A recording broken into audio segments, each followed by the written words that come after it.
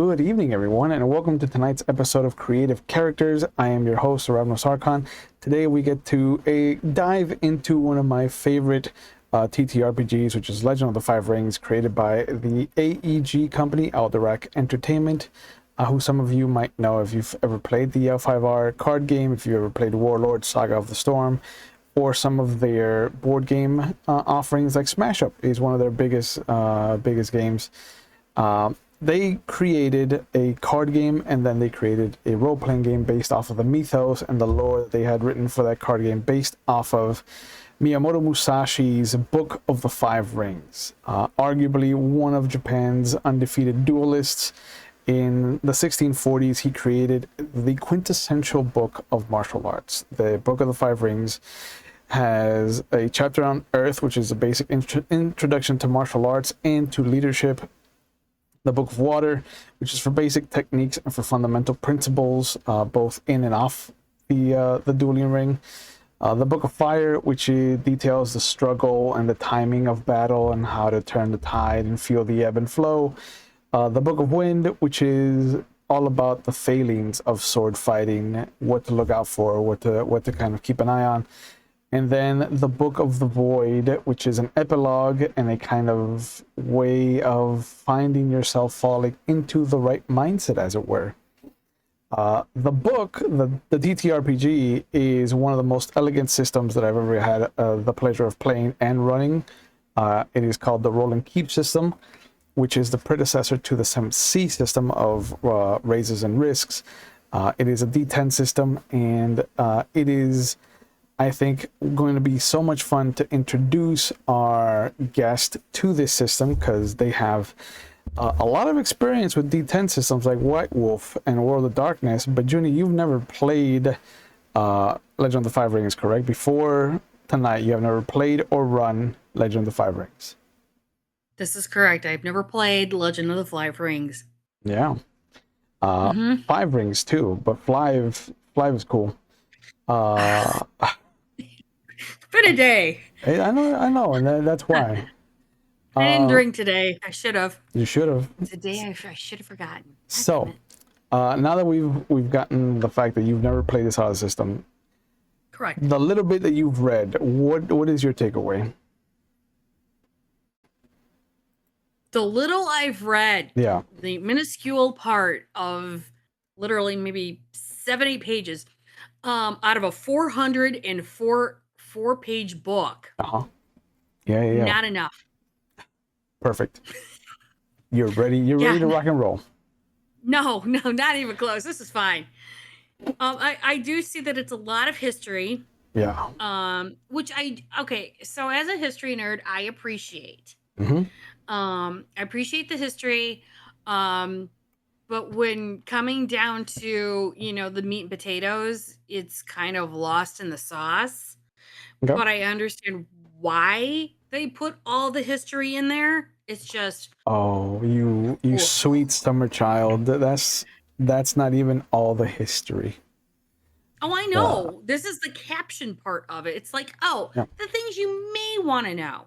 The lore in the main core rulebook is extensive, and even that is just the tip of the iceberg. There's two just as thick books that were produced after a good run of its tenure, called the Imperial Histories version 1 and volume 1 and volume 2, and they go even further into what happened in certain time periods.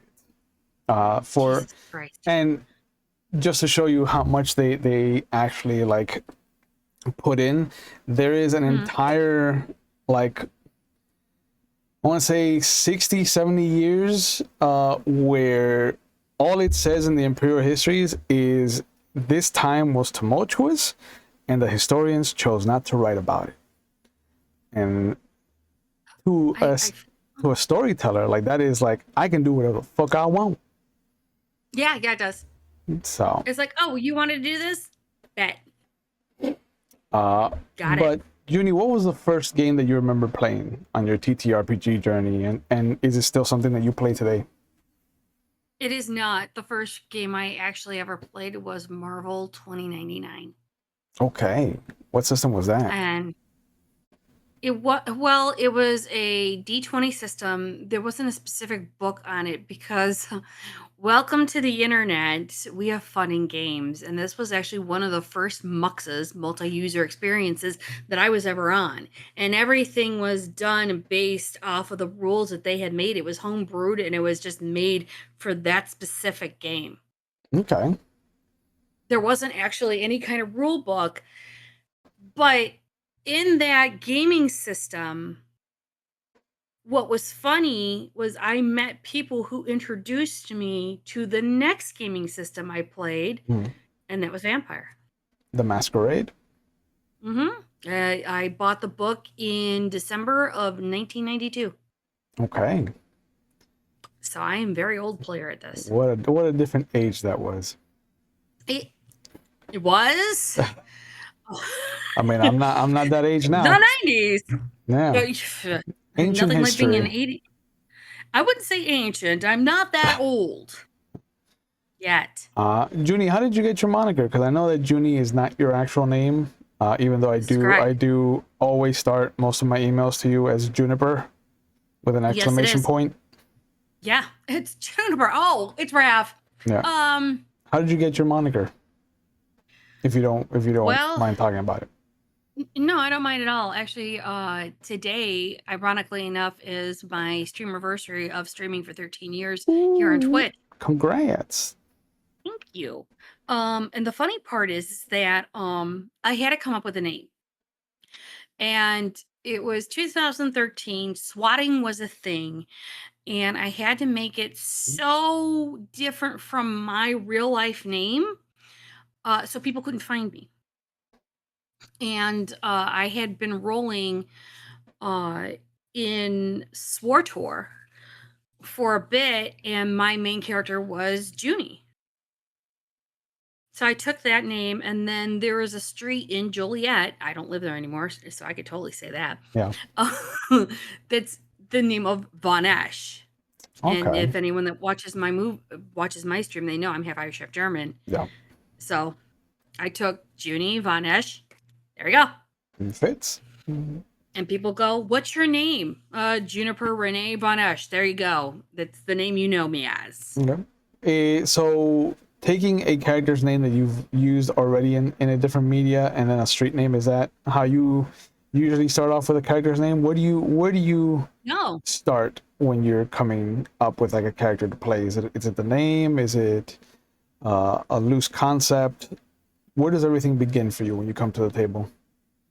The story, usually it's a music. It's a line in their theme song. I always have a theme song for a character. Okay. I do not have a theme song for this character. I was gonna ask if you've heard any music that would inspire you for an L5R character. No, silly. That's how we find out our names. Look. No. Actually, I was listening to a lot of Arcane. Okay. And ironically enough, I would probably either do for this character, and from what I've been reading, from what little I've read, Wastelands is a good one. Their version of Warriors, which was a really good play on the song. Okay. What could have been, and I'm trying to remember the song. I can't remember it. The lyric is, "You can't go ahead and try and kill me. I'm already dead inside." And I can't remember the name of the song. Okay. If you enjoy this process, I will tell you that you can go and look up the Yoshida brothers. Mm-hmm. They transform traditional shamisen music into very modern EDM adjacent music. Mm-hmm. It is they are usually the first thing that I listen to when I'm creating an L5R story. That's fair. I do listen to like baby metal. Yeah. I do listen to a couple of. I am a K-pop fan, so I would totally listen to Stray Kids or something like that for something like this too. All right, so Junie, getting down to the brass tacks, one of the most important choices that a person can make when sitting down to create an L5R character is choosing their clan. It it is as fiercely coveted as a Hogwarts house was before J.K. Rowling turned out to be a piece of Became shit. trash. Yeah. Yeah.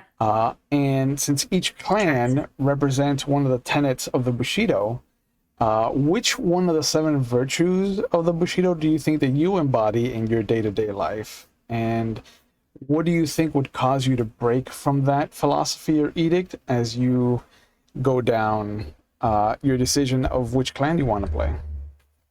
Well, the funny part is, wow, you're picking me on a day I had to go into the office. Yeah. You're not wrong. Uh, I did read. I actually, when I came home today, Mm-hmm. I have a degree in psychology. Most people don't know that. And I actually had to apply that today because several people came to my desk and say, "Hey, I need to talk about something." And it's like, okay, let's go over to the coffee bar, or get yourself something to drink, talk to me, and listen to it. And I actually talked to my best friend before we went live. Mm-hmm. Um, Ironically, all of that is compassion. Compassion. So I do far more compassion than the other ones that I've written down. The other ones I wrote down were respect, duty and loyalty, Mm-hmm. and honesty and sincerity. Okay. So do you think that you would want to lean on your compassion to choose your clan for this? Or do you want to choose one of the other virtues that I you think think fit your mold? out of all of them, Mm-hmm. and again, being from my background of who I am personally, I would definitely do far more compassion than the others. Okay. Because in compassion, you can then grow respect, loyalty and duty, and honor and sincerity. Sure.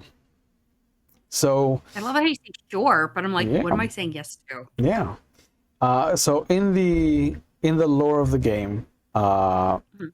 every clan, like I said, represents one of the tenets of the Bushido. The crab are on the wall; they represent courage. The crane are the emperor's left hand; they represent courtesy. The lion are the emperor's right hand, and they represent honor. The scorpion clan represents duty and loyalty.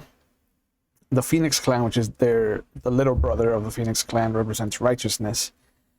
The dragon clan represents sincerity, but it is the unicorn clan that represents compassion. So the unicorn clan is on page 129 of the PDF. Okay, 129 you said? Yep. I love it that I play a unicorn in I am the special unicorn in our changeling game. You are the unicorn. How fucking appropriate. Yeah.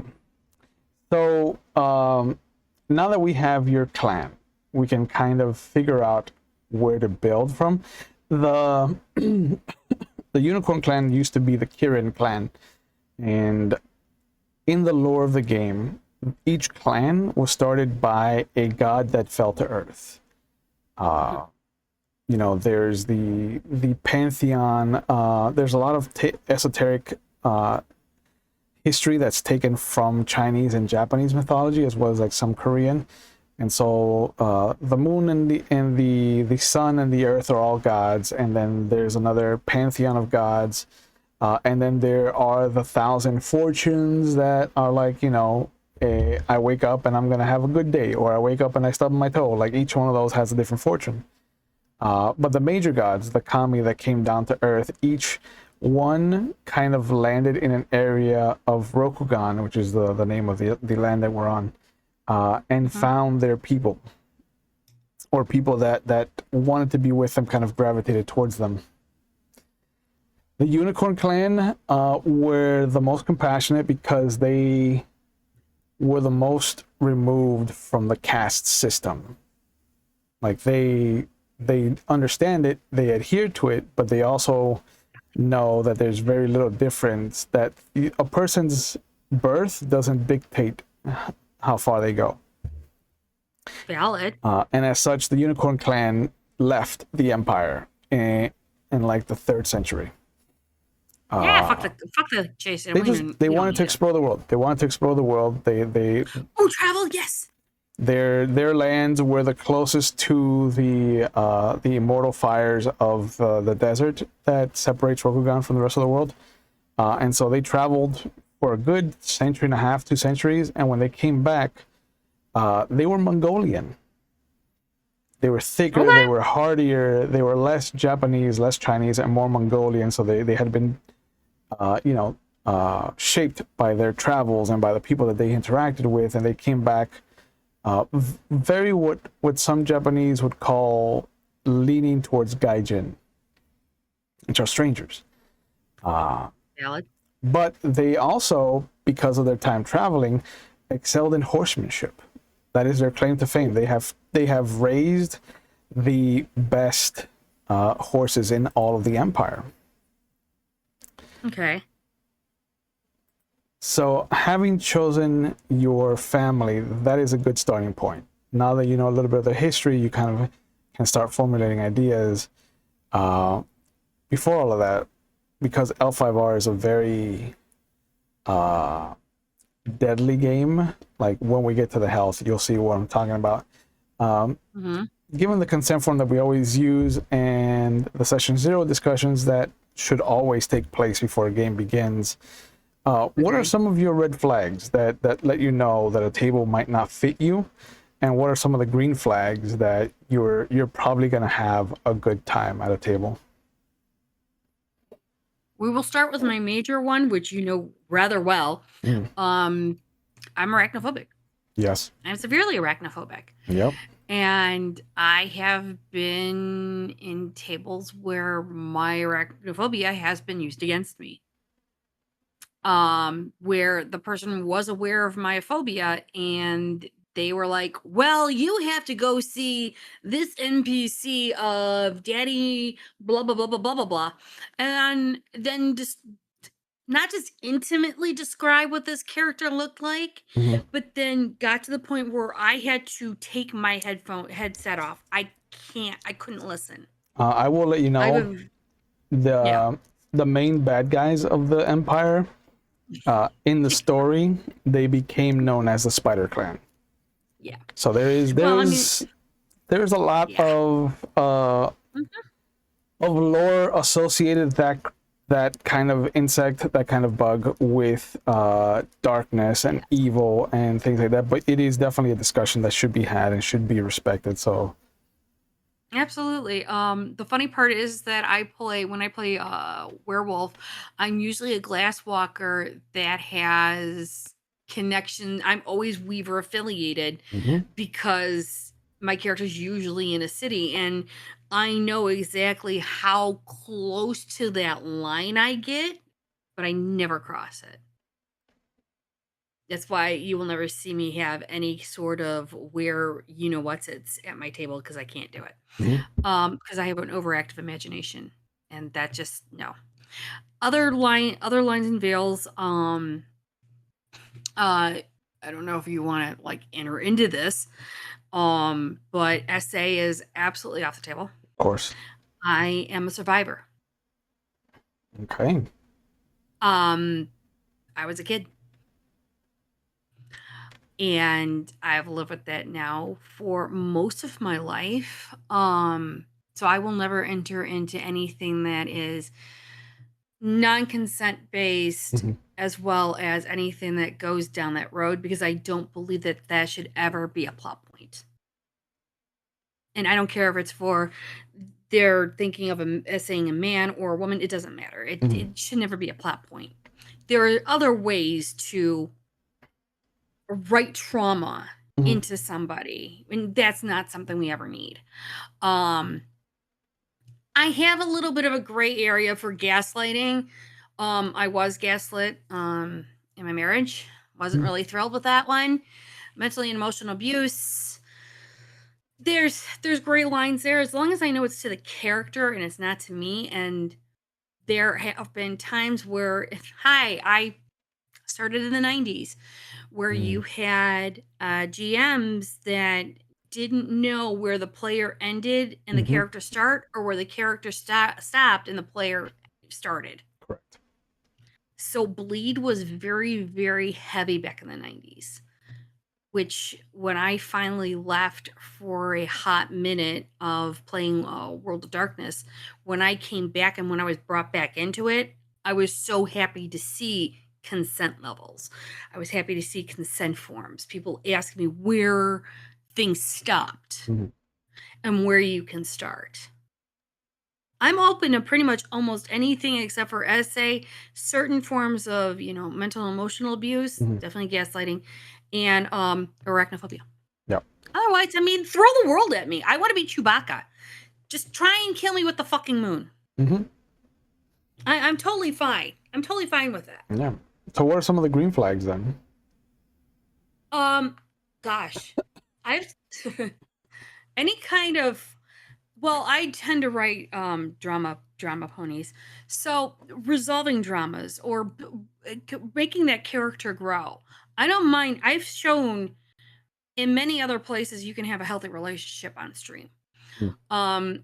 Both asexual and romantic, but also showing a growth of a character. Here's the character where it started season 1, episode 1, and showing the growth, showing how how people have overcome certain barriers, or showing how like my character Lou has some of my learning disabilities. Okay. I don't mind showing that on stream to show people, yeah, this is how you grow Yeah. and change, and this is how you move and how you Representation adapt. matters. And it gives that point. Go ahead. Sorry. No. I didn't mean to interrupt you. Okay. Go ahead. Those people who know me know that I have a certain clan tattoo because I love this game so much. But Valid. I looked over and I saw one of my deck boxes for when I played Legend of the Five Rings, the card game, and it happens to be the Unicorn Clan. Yay! Uh, Because we're special. you really are. The Unicorn Clan in the card game was some broken shit until the Mantis showed up. But we don't talk about the Mantis because they came. Yeah, that they're not original. They're not part of the 7 original. Man, get out of here with your bullshit. Oh, come on. If you don't have bullshit, when are you even going to appreciate the other shit? Junie, being a regular of your streams, not one goes by that I don't hear a reference to your family members, whether it's your father, your brother, or your grandmother. How important is the idea of family compared to the reality of it, in your opinion? And when has family not been very familial to you? And as you're thinking about that, go ahead and look at the families of the Unicorn Clan, Oh, the segue, man. The segue. because each one offers something different.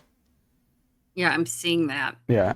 Now, as you see that each one of them has a bonus to a stat, the one of the good things about the system L5R is that you have the 5 rings, as people can see on the character sheet, and each ring is split into a mental and physical attribute. Your ring can never go up. Like, you can never spend points to raise your ring by itself. Your ring is always equal to the lesser of your 2 attributes. Okay, that's a mood, but okay. Yeah. Go ahead. The rings are incredibly important because your attribute is what determines the number of dice you're keeping when you roll. Because you're trying to make a pool of dice. You're taking the ranks in your skill as a number of dice, and then the ranks in your attribute as a number of dice, combining them together to make one pool of dice, and then you're keeping only the ones in your attributes. So you get to keep either the highest ones, the lowest ones, or a middling roll. And it is important that I emphasize that you get to choose what you keep. It'll be important. That's actually gonna be really, really cool. With my family, we lost my mom 2 years ago, and she was actually kind of like the head of the family. So I come from a very more matriarchal, because my grandmother, my dad's mom, ruled the roost up until 2020 when she passed. you knew where everyone was, what was going on, who knew what, and I could tell you everything that was going on with my family. Um, the funny part is that I'm the eldest child and eldest grandchild. Mm. So for me, I had to set the bar. I had to hit the standard. Mm-hmm. And then from there, my cousins all did their own thing, which I'm very happy about and very proud of. My my dad and my brother do not know much about my role-playing experience or even my Twitch experience. When my brother found out I streamed on Twitch, he goes, "What? People actually watch you game?" Well, I said, "Yeah, but they actually watch me craft." "People watch you craft? What do you do? Just sit there and crochet?" "Yeah, it's kind of like a stitching bitch." "And you get paid to do that?" "Well, no, I don't, but at Yeah. times I do. It's a give and take." And trying to explain that to people that don't understand Twitch, Mhm. it's very difficult. But my cousins and their friends who are younger, who have actually embraced more of the Twitch idea of watching, they understand it more. Now they don't actually go in and come in and watch me because that would just be weird and awkward. Um, because having family, the only family that actually interjects into any of my streams is the daughter, because she lives with me. Um, but yeah, my dad has seen me maybe the time I actually showed him a stream. Ironically enough, you were in it. Was a changeling stream. Mm. And I said, "Oh, I've got to prep for this." And he's like, "Why?" And I said, "Because we're starting it up in January." And he's like, "Okay." So I was watching the last thing, and he's like, "Okay, who's who and what's what?" So I'm explaining to them everything. And he's like, "Wow, well, she's funny. I like her." How is he doing that with a straight face? And I'm like, "Oh, Ravenos just has this pit of perfection of being completely stoic and no matter what he does." So I it's have funny as emotions. fuck. You have emotions, but you are very stoic in that Oh character. yeah, 100%. So it Oscar's was, also granite wall. yeah, you're not wrong. And I'm the one with granite skin. Mhm. So for me, it's more of the family that remains is starting to try and learn about me. The family that has moved on or passed on is the family that knew me. Yep. So I actually like the matriarchal family that will give me the +1 to stamina. Oh, okay. I normally would go with perception and such, or maybe agility, but this is a matriarchal family, even though it's originally honorable and pious Hmm. individuals that carefully define duties depending on their gender. Yeah. Women generally are trained to serve, but I like it how I also one of my first mages was a Euthanatos battle maiden for Odin. Okay. And she would walk around ensuring people had the good death. So you wanna go with the Utaku family. Yes, I'll put that into thing. Okay. So the Utaku, as you have pointed out, do give you a +1 to your stamina. So your stamina is going to start at 3. Everything starts at a 2 when you start off the character creation. Hmm. So stamina is going to go up to a 3, and Utaku becomes your surname. That is the Okay. name that you use to introduce yourself, because remember, Japanese culture, you introduce your last name Flip it. first. So whenever somebody's referring to your character, if you're the only Utaku there, they would say Utaku-san if they're of equal status, or Utaku-chan if they're of greater status and familial with you, or Utaku Sama if they are underneath you. Hmm. The caste system and the ranks really play a big part in the game, and really You're kind gonna. of. Mhm. Hmm. Go ahead. No, you're gonna have to remind me of that because I'm not gonna remember. You're fine. I always do Okay, good. that. I try to Thank incorporate you. a lot of my Japanese history with the language into the game. as a cheat to kind of keep me somewhat conversational. I'm not, but I like to say that I am. So I can raise my stamina to 3 then, correct? Yes, And your Earth? stamina will start at 3. Earth will not go up. Okay. You'll see that the way that Roll20 works, unless you raise your willpower as well, your Earth will always stay at a 2, because it is equal to the lesser of the 2 stats. Okay, but as you can see in the Earth, I just raised it to 3. That will stay, correct? The stamina, yes, will stay at 3. Okay, cool. Yeah. If you're ever in doubt, I just want to make sure just click an empty portion of the character sheet, and that way anything that you change will show up to both of us. Oh, okay. Sorry, my bad. No, just if you ever have a question, if you're like, hey, did this change? I clicked a blank space. Let me know if you can see it. Okay. Now that you've picked a family, we'll come back to the school. And speaking of, given your history with the hobby that goes as far back as almost mine does, you're a lot older than me. I'm not that. Wow. Where do you think that you are the most comfortable at the table? Do you have a preference of either being the player or the ST, like the one running the game, or do you think that being a player is more fun than being the ST? Like where would you have the most fun?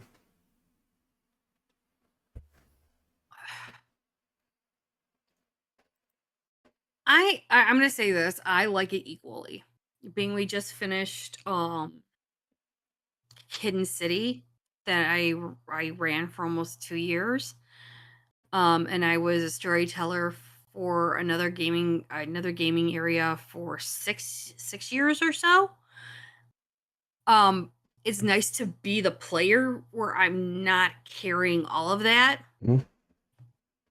But at the same time, being that player to help that story move along and help develop it and be a little cog in the wheel to maybe or not gently kind of push the red button to be slightly gobbinly, unlike Antera, who likes to just, mash that red button every fucking time he gets it. It's a thing. I've never seen that side of him. I don't know what you're talking about. I know. It's okay. Just ask him about Spotter. It's fine. I never had a bad interaction with Spotter whatsoever. Oh, I never said it was a bad interaction. He loves to push that red button once in a while. Okay. So it's all good. So we know you're an otaku. You're an otaku from the Unicorn Clan. The second, if the first piece of information you get is the clan, and the second piece of information you get is your family, the thing that rounds you out at the beginning of character creation is going to be the school that you go to. And now you don't need to be an otaku that goes to the Otaku Battle Maiden school. You can go to any of the other clan schools. But most times it is often asked why you don't represent your family school. And that could be because of your parentage, like maybe your mother was another otaku and your father was a moto, and that's why you went to the moto school, because maybe you want to bring honor to him. One of the things that I love about L5R is that depending on who is more important in the family is whose name means more. So if an otaku battle maiden marries a lion from a different clan, like an Akodo, but the Akodo is viewed lesser than the otaku, the lion character now refers to himself as otaku, whatever his first name is. Like she is more important in the hierarchy, so he takes her name. Oh, baller. Yeah, it is. Now, not. Where's the schools at? May I ask? Is that the right after that? Right after the families, you'll see like it starts with the Motobushi school. Bushi means warrior. Shugenja is the word that they use for in D&D terms, it would be like a theurge, because it is equal parts cleric, and wizard. Okay, that's dope. Yeah. I would urge you to stay away from the Shugenja for character creation because they have a lot to do with spells, and there's a lot more rules that we have to go through. For time's sake and point of clarity. Yeah, because they have affinities and deficiencies, and their schools are very different. Because you'll notice the Motobushi school has ranks. The Shugenja schools don't have ranks. They're just like, hey, here's your gift. Go out into the world and be good to the world, to the kami of the world. Because it's very much based off of the Shinto belief that everything has a spirit. And so when you cast a spell in L5R, you're entreating the elements to do something on your behalf. Well, you know what? Just for simplicity's sake, let's just say I went to the Battle Maiden School because fuck it. We ball. You ball. Okay. We ball. So, by going to the Taiko Battle Maiden School, that means that your reflexes goes up by 1. Huzzah!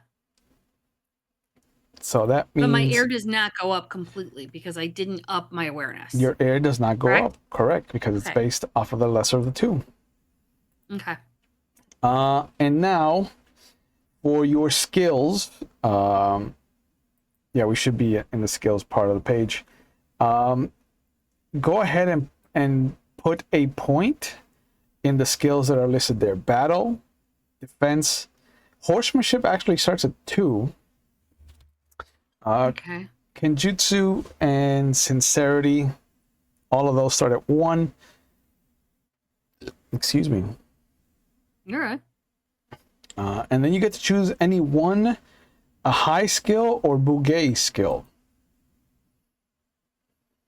Okay, let me get done with...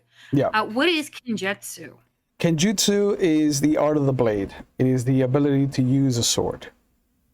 Oh, okay. Traditionally a katana or a wakizashi.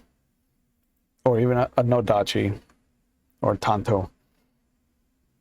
Oh, so and I'm gonna throw this back to when we learned Star Wars. When you were force sensitive, doesn't mean that you could turn around and use a blade. You had to actually get that Star Wars or that lightsaber skill before you could do that. Okay, just want to make sure I understood that one. The big thing about school skills is that 1, they start at 1 point automatically. And so you're allowed to raise them up to 3 with your beginning points. You're only allowed to raise a skill 2 times with your starting points. And so anything that you pick up that wasn't part of your school skills is gonna get capped at 2. And for you, horsemanship actually gets capped at 4 if you want to go that high. Okay. But I do believe that the character sheet lets you annotate if you got it from your school. It's that little box that follows the stat. Oh, I didn't write down my school. I'm so sorry. That's fine. No, that's fine. But to mark the skills that the school gave you. I'm going right off of the book, so I just kind of hand did the box. No, but I'm just saying that you can check. Oh, I see. Yeah. I'm so sorry. No, you're good. I promise I can fill out a character sheet. I just don't remember. You're good. Oh, you're doing this too. Thank you. Yeah, I was going through it, but if you got it. Yeah, I have it. Okay. 'Cause I have not raised anything else. Yep. 1, 2, actually, 3, here's the question 4, 5. for you. Yep. It says that I can do one high skill, High skill. or 1 bugei. Okay. Yeah. If it makes it easier for you, all of the Japanese pronunciations are in Spanish. No. So they use the Spanish, or rather the Spanish are the same pronunciation as far as instead of A-E-I-O-U, it's A-E-I-O-U. So Bing, yeah, bang, bing, bing. so the G's are never soft. They're always hard G's. Okay. So with the high skills, being that I'm a battle maiden, Yep. as a storyteller and as somebody who's never played this before, what would you suggest to kind of help ease me into? Because you have been my storyteller in several games Yeah. and in several different systems, Correct. and you do know how I tend to play. So, out of these high skills, which one would you think? Okay. So do you want Would a be high best? skill? Because remember, it I'd says like to start with one. high or bouge. And the bouge Right, skill, and the high skills are for court mostly, and the bouge skills are for war. There's also merchant skills, which are kind of looked down on because that's peasant duty. And then low skills, which are dishonorable. yeah, well, sometimes it's but you gotta make some money. No, man, you're a samurai. The Lord provides for you, and not the Lord, your Lord, your clan Lord. If that's valid. Yeah, Well, you start off with an honor of 6.5, man. Like you are honorable. Well then, pick a high skill for me, please. Okay. I like to be well rounded. Sure. In many of my characters. Okay. So off the bat, the ones that I can tell you are the most useful are courtier, because that gives you the ability to kind of navigate the courts. Etiquette lets you know how to take something that is told to you, or kind of body language. Investigation is always a good one to have. Meditation is a good one to have, because that's how you get your void points back if you're not invited to a tea ceremony. Okay. And then tea ceremony, because then you can perform tea ceremonies and gain honor for that. We'll do a tea ceremony because I can get void points, and people can then come to me and be like, I need shit. Okay. You don't get void points for leading the tea ceremony. You get honor. Okay, well, participating in a tea ceremony gives you void back. That's fine. I'll participate as long as I can turn around and I'll do one for you if you do one for me. Wow, man, that's fucking... That's some I've underhanded shit. That is not 6.5 honor, I'll tell you that right now. That's fine. Hey, it's called bartering. Yeah. All right, so under information, we'll bring this bad boy down to 0.5, and we'll put that at 6. That's 0.5. As long as I don't have to turn around and meet a matchmaker, because that's always going to be the worst thing ever. Yeah. I'm glad I don't have taint. That's just wrong. Taint is bad. And we can get into that in any game, in the history of the world. Valid. So going to your information page, you'll see where it says equipment and money. Because of your Utaku Battle Maiden school, you start with either light or riding armor. Do you see yourself riding the horse more often, or being on the ground? You're wrong. I do need dice. Shit. No, you gotta make choices. Yeah. And I always let the dice decide. Sure. All right, where are we going? Drive. Ooh, shit. Okay, well, we're definitely going to be a rider because I rolled a 9. Okay. So you can write in riding armor, write in sturdy clothing. You can write in your daisho, which is a daisho is the combination of the katana and the wakizashi. The wakizashi is the smaller of the two swords. It is what denotes that you are samurai caste. So Shugenja, for example, don't walk around with katanas because they're not warriors. But they'll walk around with the wakizashi to show that they are part of the samurai caste. Okay. You get any one weapon of your choice, a traveling pack, which I have annotated which page that is because you get to. I want to see your face when you get to see some of the things that you can get for your traveling pack. Okay. You start off with a horse, an Yay! Utaku war horse, and Tenkoku, which is a gold piece basically. I mean, you got to start off with money. You do gotta start. I mean, you have your stipends from gotta. your lord. Looking at your Buge skills, you have defense, horsemanship, and Kenjutsu. So I would recommend another sword for your extra weapon. Scimitar fits under Kenjutsu rules. Okay. So I'm good with it.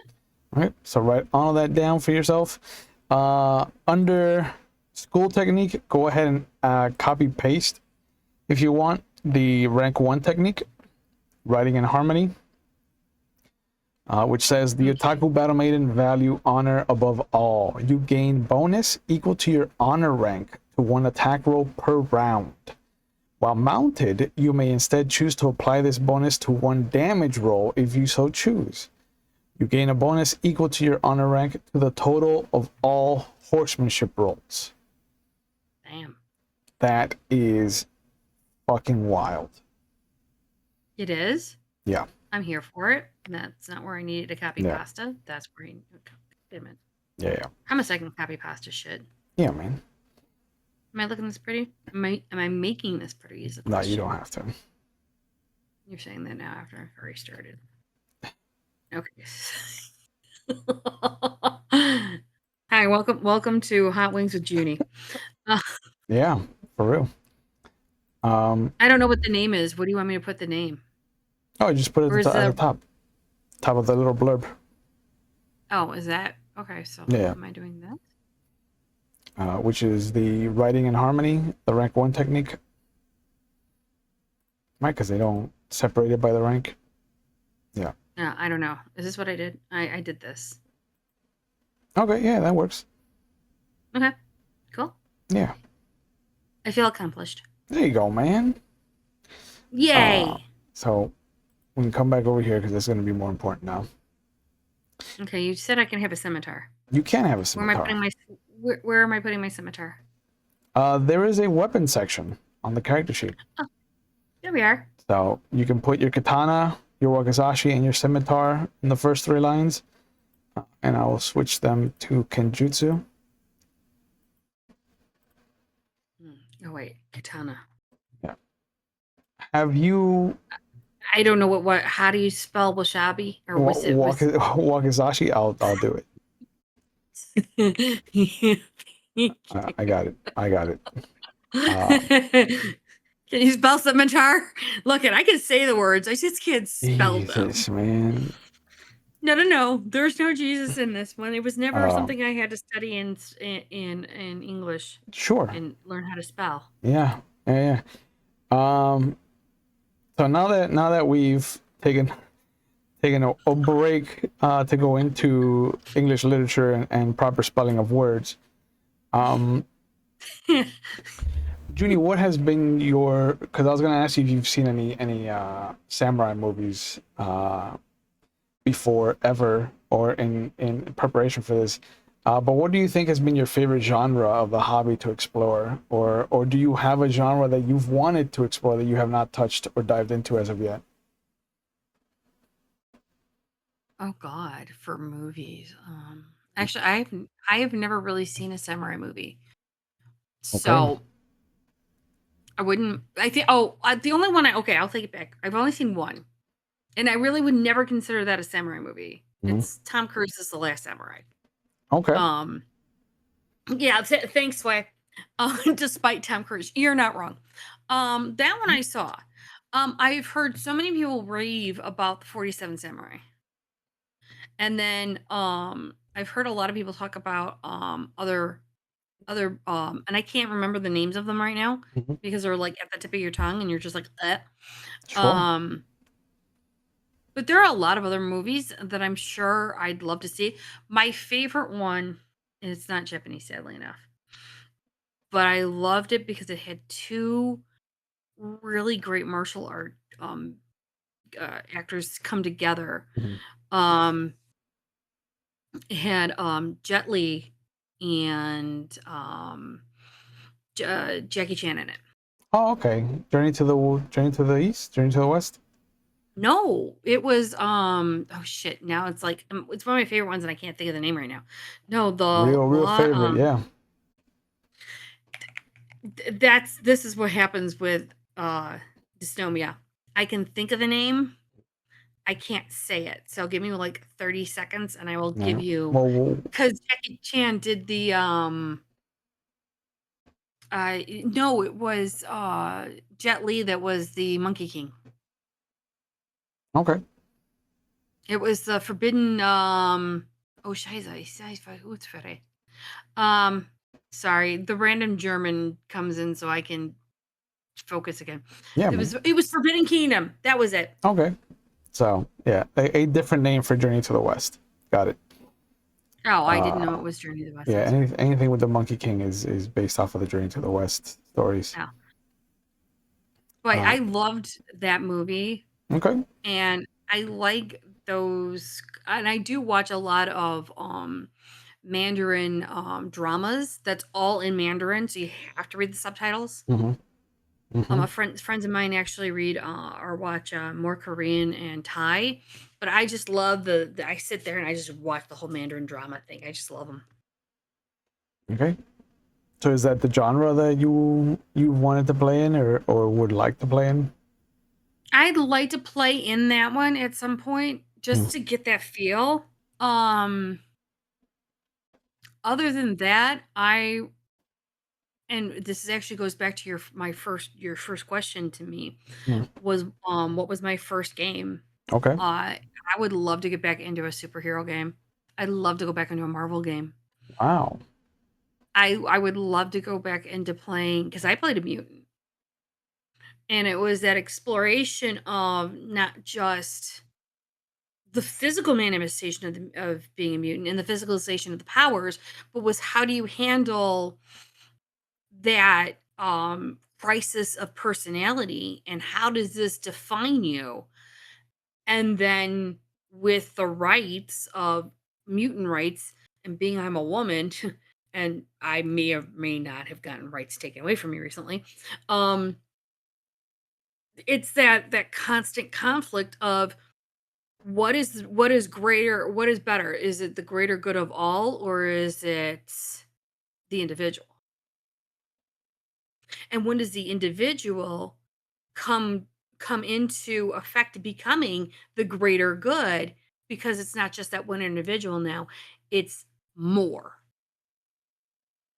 And then where does this individuality and where does this greater of the good come against the whole nation or the whole country? To how does it define things? And that becomes into nationality and ethics. It comes into ethnicity and everything like that. How do you Mhm. define yourself? Okay. And Uh, how do you evolve? Speaking of good things,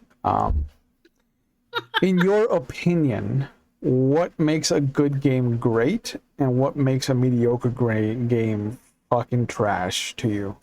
What do you think are the hallmarks or of each side that you've witnessed in your journey so far? Overall, it's the table dichotomy. Okay. If you have a storyteller and if you have a great table that is willing to work on in any TTRPG, any table, it's a collaborative storytelling because you create the world, we then react to that world, and then it's that give and take. It's a relationship. It's a give and take of telling a story Hmm. and having all of the players on board to playing off of each other, not just with their own personal story, but then the plot. And then how do we move with that plot against whatever you're throwing at us? And if you have a great table, that storytelling and that movement and you can tell when a table's having a whole shit ton of fun. They're Mhm. laughing, they're joking, they're having fun. They get into those deep scenes. They do a little bit of, comic relief, but they're all together in sync. And you've been at those tables. Mhm. What makes a mediocre table fail? Number 1, miscommunication. It's miscommunication, it's lack of respect, it's lack of consent, and nobody is wanting to collaborate. It's 4 things that drag a table down. I've been to places where the consent wasn't welcomed or the consent wasn't there. Hi, I played in the 90s. Mhm. Um, I was there when the miscommunication was there and they didn't listen to you, and it was more of they were talking to you and not having that conversation. It was the storyteller just saying, "This is my game. I'm doing this. If you don't act appropriately, you're dead." And as a storyteller, and when I've told stories, it's not my table, it's my world, but you're in it. You are now making it a part of your world. So I'm just setting the stage, you're playing on it. Yeah.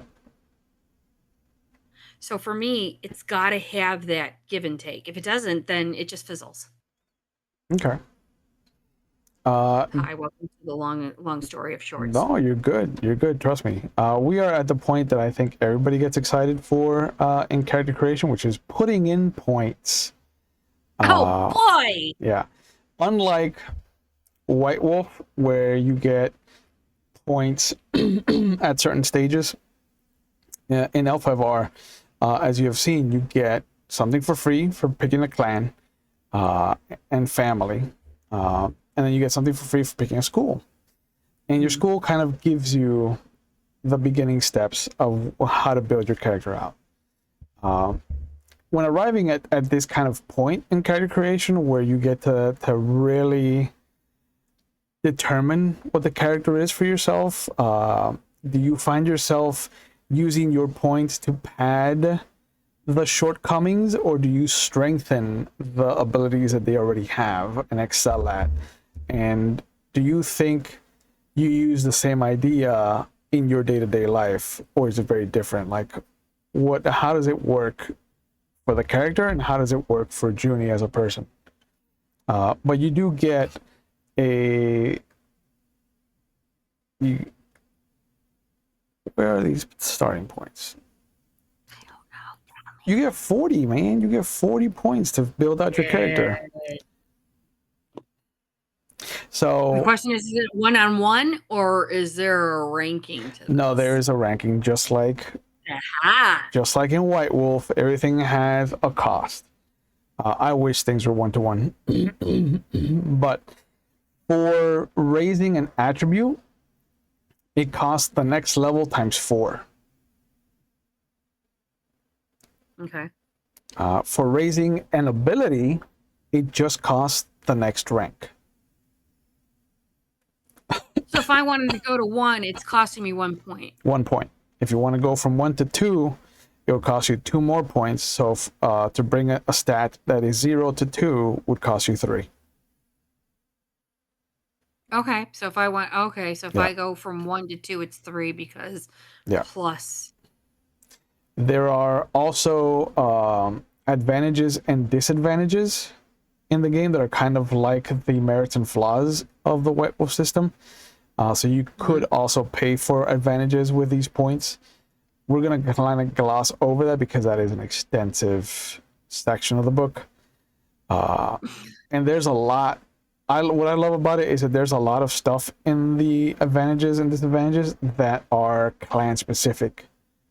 So, like for example, crab hands is an advantage that you can take where you can hold a bigger weapon in your hand without the penalty to it, and I think it costs like 3 or 4 points to buy. If you're a crab, it costs you 2. Yeah, but I can also see the disadvantages of having a crab hand because, I mean, you can't do anything else with your hand. You're kind of fucked.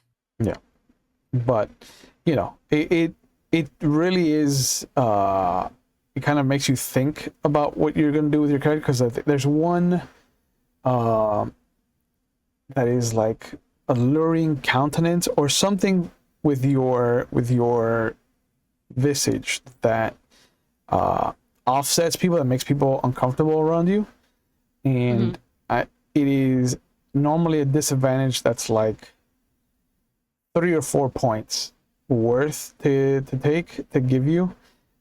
It Hmm. costs less for Scorpion. It doesn't give them as Yeah, much that because tracks. Scorpion are always in masks and they're always making people uncomfortable anyway. Um, But yeah, while you're putting in your points, think about how to answer the question. well, that's what I'm actually answering the question, and Okay. while I'm thinking the points because I'm trying to figure out where the hell I want to put things. Mm-hmm. I'm a very rounded individual. I like to say that even though I've got a degree in psychology, I have a degree in useless information and useless knowledge, Yeah.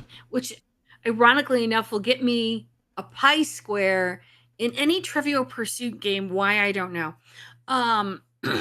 But at the same time, I'm well rounded enough to be able to connect with people in one way or another. Mm-hmm. Also, my small little, I guess, superpower is to be considered always being underestimated. Let people play over you and let them poker you. So let them talk the high stakes poker. Mm-hmm. Let them turn around and boast you and be what they want to be and do what they want. But when they're showing you who they truly are, believe them because now you know how they've played everyone else, so you can't get played. To me, it's a survival skill. Mm-hmm. Being I was part of my grade school, I was abused. I was bullied physically and verbally. I was verbally abused in high school by kids. So I've learned to always go underneath that radar of I'm innocent, I know nothing, but at the same time, show me who you are. Yeah. Because in that regard, then I know where I need to be and how I can avoid. I do a lot of avoidance. I'm not that very good in conflict, I will tell you that. Okay. So I would ask you, Mm-hmm. where would being more rounded, I'm a warrior, Yeah. okay? So they all know I can fight. Yay. Where can I utilize points to learn how to read a room, learn how to handle certain delicacies Mm-hmm. so that I can be observant and knowledgeable, but I'm not going to show my hand. I'm going to keep my cards close to my chest Mm-hmm. where they're seeing me as this horse warrior. Sure. I want to make sure I've got the skills to utilize to gain knowledge and turn it for me so I'm not turning around and making a buffoon out of myself. Sure. Um, So where would I go for that? okay, so it looks like you want acting for sure. Okay. I think courtier and etiquette will help you with that as well. Okay, I'm putting just 1 point so as we're talking, I can remember. Okay. Uh, and sincerity you already have. So those are the main skills of the court. Hmm. Investigation would be one just to kind of help pad you out. Hmm. Anything else would be a bonus because artisan is just for anything artistic. Calligraphy is for the art of that kind of wall scrolls that you ever see, where it would just the brush stroke, Hmm. but also like it goes into so much more in depth because how well you write something for someone could mean very different things. Um, Games are usually good ways to get people to give you information. Um, especially if you keep losing to them. Okay, yeah. Yeah. But there's also, on the other side of the coin, Iaijutsu, down in the Bugei skills, which is the art of the duel. If you've never seen... In anime, when you see two samurai kind of standing across from each other and they're just standing still until that one moment where it's the quick draw moment in westerns where like the clock hits high noon and they shoot, but the samurais just kind of rush forward and then one falls. That is Iaijutsu. It is the art of the draw. Okay. Jujutsu is always good for hand-to-hand combat. Nobody expects the sumo Spanish wrestler. Inquisition. Yes. Valid. That too. And then I would imagine What that is you would war want... fan? That's what I want to know. War fan is exactly that. It is the use of a war fan, whether it be the kind that Katana uses for Mortal Kombat, or the one that generals use to kind of give their directions. I don't know if you've ever seen the kind of butterfly shape, the figure 8 fans that they use in anime and samurai movies. Those are war fans. Okay, yeah, we're gonna definitely have to get a war fan. Okay. Animal handling under merchant skills, because you do have a horse. Huzzah. I would recommend, and none of the low skills. Because none of the lower skills? Nope, because they cause dishonor. Oh. So commerce, craft, engineering, and sailing, I shouldn't take any of those. They're not important. Even if I'm turning around and doing calligraphy? No, because calligraphy is an art. Okay. Yeah. So what would craft be? Because I'm a crafter. Craft is less of an actual like something blacksmith to last the test of time, and craft is more like, hey, I put this stick and this twine together on my knife and I made a spear. It's kind of MacGyvering. That's not something one would take, because I mean, if you're caught in, God only knows what, and you've got a stick, a knife, and maybe a popsicle stick with a match, and you can make a nuclear reactor out of that, wouldn't that be good? One of my favorite moments about introducing Alpha Bar to somebody is taking modern knowledge and shaking the shit out of it and being like, no, you're a samurai. What, do I expect somebody else to turn around and give me that? Your family lord will provide. Yeah. Yeah, what if he didn't? Then the ancestors did not smile on you. You have earned your fate. That doesn't sound very good, but okay. Yeah. Listen, you're a samurai. Your sword is your honor. Like, if you lose your sword, kill yourself. Like, literally, like, go into a corner, write to your lord that you have lost your sword, you're a terrible samurai, and commit seppuku with the one good sword that you have left. Well, if Anakin Skywalker did that, then we wouldn't get Revenge of the Sith, okay? Because he lost his lightsaber all the fucking time. Yeah, and that's why Jedi are very different. You're not wrong. So should I do 1 or 2 in animal handling? 1 is fine. 1 is fine? You're not the one that's going to be breeding your horse. Well, no. I will do it. You do want to know whether or not your horse is being bred to a proper mate, and that would be an animal handling role. That's valid. For schools, for the school points, can I up them or no? Yeah. Like, remember, the school points just start you off with 1 free point, unlike, your horsemanship, which started at 2. And so it lets you go 1 higher, because anything that doesn't have the school rank, the school mark, is capped at 2. But anything with your school rank is capped at 3, again, except for horsemanship, which gets to go up to 4. Capped at 4. Yeah. Got it. But That's expensive. You want to start at 4. It is expensive. I don't know. Maybe. Who knows? I'm doing math right now. Sure. Because math is a thing. So if I'm While you're doing math, let me ask you something. Sure. My math is gonna be off, but that's fine. Yeah.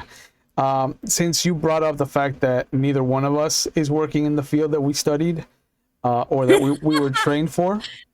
Oh wow, that's a callback from yesterday. Fuck yeah, you. and just now. Given the chance, would you go back and course correct to better your current position and knowledge, or would you stay on the path that you kind of blazed already? Yeah, actually I would have totally course corrected. Really? I was originally undecided, and then I went into art because I wanted to get the fundamentals of art because I wanted to turn around and be an animator. When that didn't pan out, I went into psychology. Had I known then what I know now, I would have gone into computer sciences and IT. I was gently not encouraged to get into that field. And being that I learned how to code in Python, I started doing C++, C Sharp. I started learning a couple other languages. I find it fun, invigorating. It keeps me thinking of different stuff, and I'm an overthinker as it is. We all know this. I would have loved to have done coding. I think the coding would have been really cool. So I would have totally have done that. Okay. Would you have? Where would you have gone? Oh wow. Has nobody asked you this? I mean, my answer always changes. What's the answer of the month?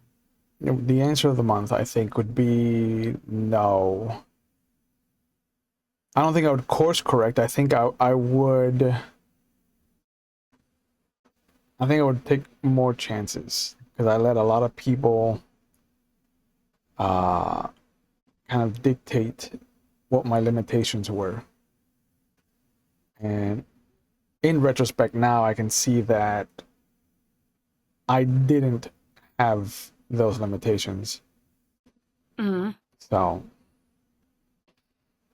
here's a follow-up question, only because I know you have watched some Star Trek. And there was a Next Generation episode where Picard had been stabbed through the heart. Yeah. And Q, you remember that episode? Yeah. They touched on it on Picard. And he allowed him to redo his life, where he didn't take that opportunity and he stayed at a lower level and he never became captain. Yep. Is that something you would have done? Is you would have not taking the safe path, but doing more than what you could ever have been? I don't know. Would you have gone to the same university? Oh, 100%. I would not have traded the route that I took to get to theater. I think I would have been more bold after, because I think that I allowed a lot of the who I thought were the professors who had my best interest at heart kind of use standards and ideals that the world subscribed to at the time. And because I wasn't a leading man in appearance, that I shouldn't even do acting, period. And so that's why I went to technical theater instead. Okay, one more question for you. Make sure you're putting your points in, God damn it. I'm adding them right now. Okay. God damn it. All right. Gosh. You see how he is with me? Wow. One more follow-up question was with what you know now of everything that you've done in TTRPG, with all of the improv acting you've done, Mm-hmm. and all the characters you have been, Mm-hmm. would you actually have stayed in acting, in the acting side of theater? 100%. 100%. Okay. Yeah. No. One of my favorite stories was when we were coming up down here. A lot of us, we formed this little group because nobody was hiring young actors. Everything was like, here's that 40-year-old that has been established in the city and is in every single fucking show. And so we were like, we're going to do our own theater and we're going to cast ourselves because nobody else is casting us. And we need to show people that we're worth taking a risk on. I say we, I was the only one that had any technical training in the team. So I was the whole crew, as it were, from stage manager up to like scenic and lighting designer. But we had this ritual that every Monday we would go out, and it would be improv Mondays. We would go to somebody's house, we would pregame, and we would choose a theme for the evening. Okay. And one night we pregame. I think there was something going on with either the World Cup or something soccer related that was huge at the time. And we're watching TV, we're drinking, we're shooting the shit, and somebody's like, we should be a soccer team. And if you had looked at us in that moment, you would never have believed that we were a soccer team. Three of the 6 people in the room were bamboo poles, just thin, tall, lanky. One of the other ones was this big old like an Andre the Giant monster compared to the rest of us. Nice. And then we had a kind of squat but very medium build friend of ours, and then there's me. And I know for a fact I'm not gonna even attempt to tell somebody I was a soccer player. So they're like, it's okay, the 5 of us will be the team and you can be the coach. And I was like, all right, I see this failing spectacularly. I'm here for it. We go out and we're in what is the South Miami part of the city.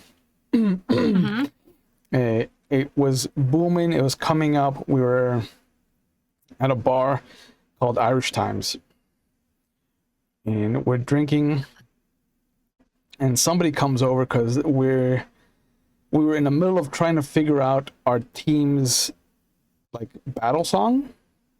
And so we're just chanting different shit, trying to make something stick.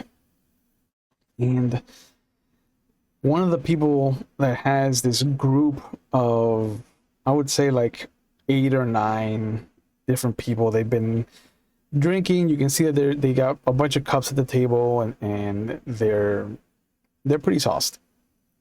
One of the guys comes over and is like, hey, what are you guys doing? Like, what's going on over here? And we're like, and before anybody can say anything, our big Andre the Giant steps forward and he goes, we're the Chilean soccer team.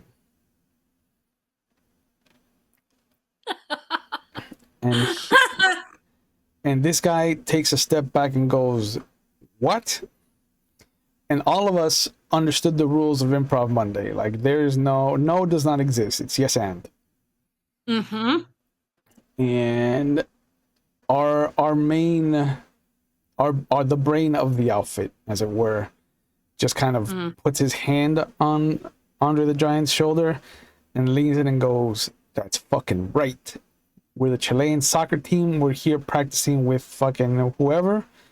And the guy's like, "I don't think you're a soccer team." And we're like, "Bro, we're the B rankers. Like, we're not the main. We wouldn't be in South Miami if we were the main guys." And the guy's like, "Oh, that makes sense then. Yeah, I believe that. Hey, come over and check out my friends." And we spent the night with this group of people, talking about made up Chilean soccer facts. Oh my God. Mm-hmm. All right. I believe I've got my 40 points. Okay. I believe. You Okay. can check my math. Sure.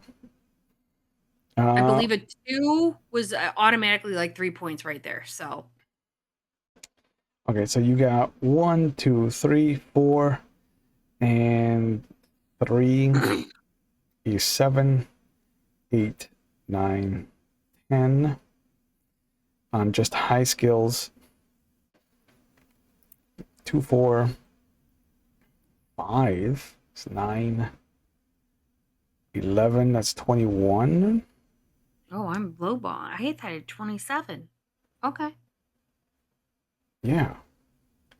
Because you got, I just went down the line. 1, 2, 3, 5, 6, 7, 8, 9, 10. Then 11, 12, 13, 14, 15, 16, 19. 19 and 3 is 22, and 3 is 25, and 3 is 27. Yeah. And 2 is 29. Oh, they said 12. Okay, 29. And 3 is 32. 33. Nothing in the low scales. Good. So yeah, you have 7 points left. Oh shit! Well, fuck me. Yeah, 33. I'll go right back to where. Okay, so wait. If I go to a rank 2, how many points is that? Because I was putting 3. So if you're going from 0 to 2, it's 3. But if you're going from 1 to 2, it's only 2. Okay. You said 7, right? You said 7 is what I came up with. 5, 3. I was gonna ask you what lore was.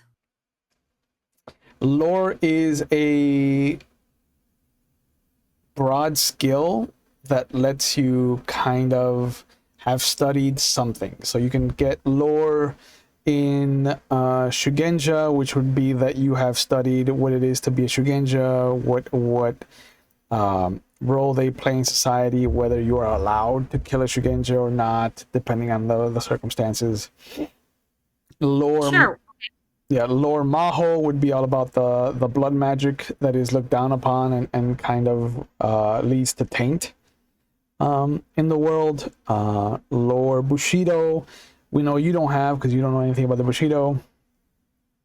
Thanks. In real life. No, I do not. I read Tanzu. Unfortunately, I did not read the Bushido. Yeah. Okay, man. Okay, so we'll have our shortcomings. I know, this is true. Being that my Japanese is horrible, I want to say this is Kaijutsu? K-Y-U? Kyujutsu. Kyujutsu. What is that? Kyujutsu is the art of the bow. It's marksmanship. It's archery.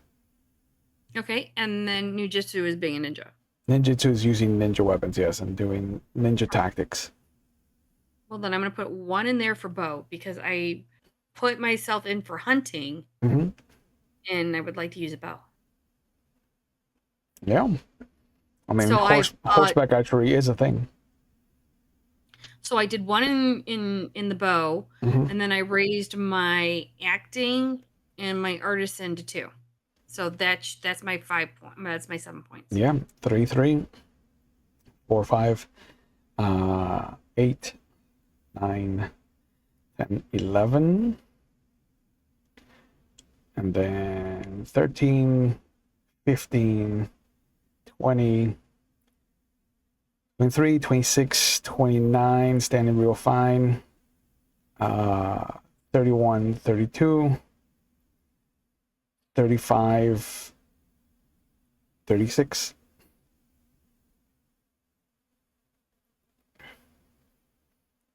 Two, three, 36. 6, 8. 3 is 11, 12, 13, 14. Welcome to the standard format where you have to count. Yeah, because I know that I cannot count the first rank of anything that the school gave you. So that's where I'm just like 3, 6, 7, 8, 11, 12, 13, 14. Nothing else in the first set. So that means that you got 2, 4, and then 5, because 2 and 3 is 5. So that's 9, and 3 is 12, and 3 is 15. 3 is 18. 2 more is 20. 21. And 3 is 24. And what was it for the first one? For the high skills? What do you mean? Aren't you keeping track? All right.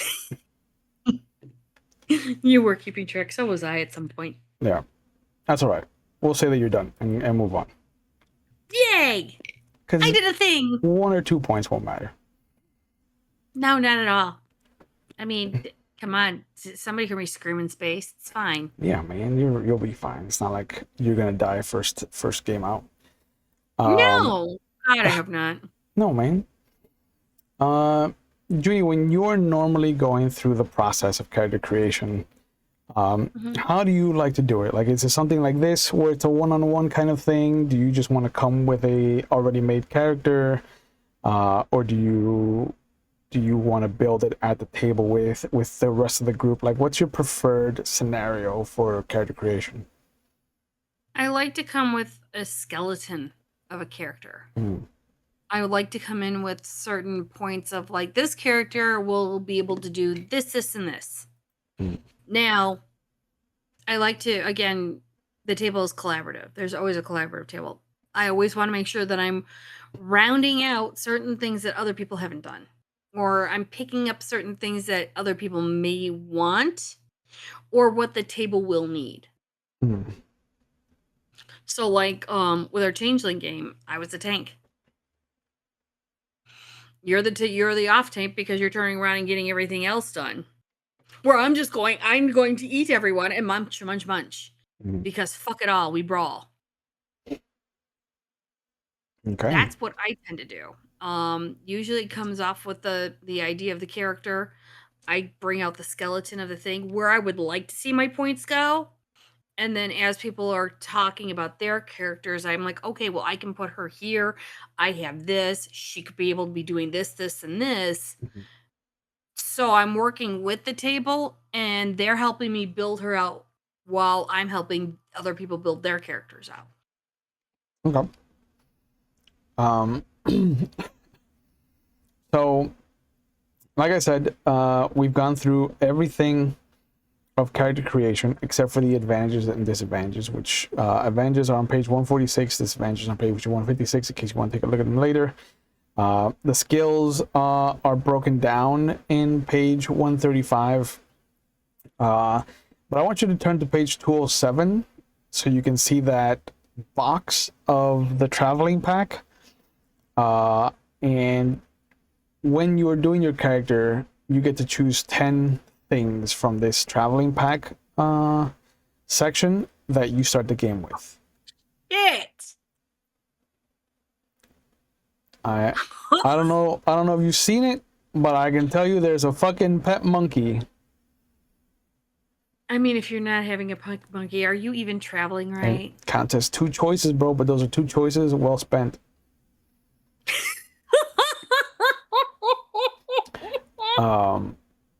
But you'll also see like the big wide brimmed hat, like the very very classic anime choices to make.